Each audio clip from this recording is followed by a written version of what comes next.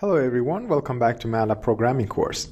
There are occasions that we need to find the value of a function for different values of parameters. For example, you have a sign and you wanted to know the value when you pass multiple inputs to that. In this small project, we're going to develop an algorithm that can return the value of a polynomial based on different values that we introduce as input. Since we learned how to work with functions, I'm going to use that. As we learned, we open script and we begin by function. For the output name, I select output equals polynomial because I need to find the value for polynomial. What is the variables or parameters that I use? There is only one, and it's going to be x. In next line, I would create the output. So the output equals, let's create a random polynomial, x cubed minus x squared plus x minus 123.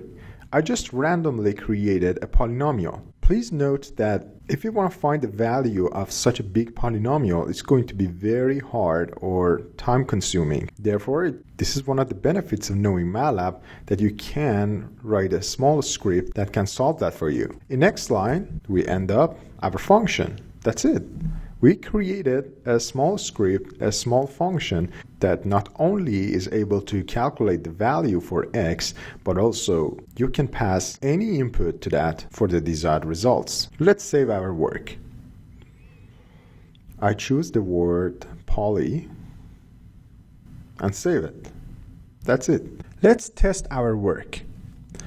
If I type poly 1, MATLAB returns it. How about poly 234?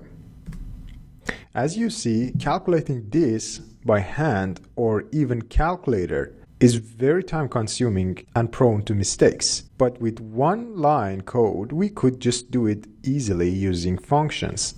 We've accomplished our task, but let's make it more efficient. I can now put dots in front of x to make the functionality for vectors and matrices as well. If you remember, when we put dot before an operation, that expands that function for matrices and vectors. So let's save it. Now I can type poly 1, 2, and MATLAB calculates both values at the same time. I can even go further. Poly 1, 2, 3, and 4.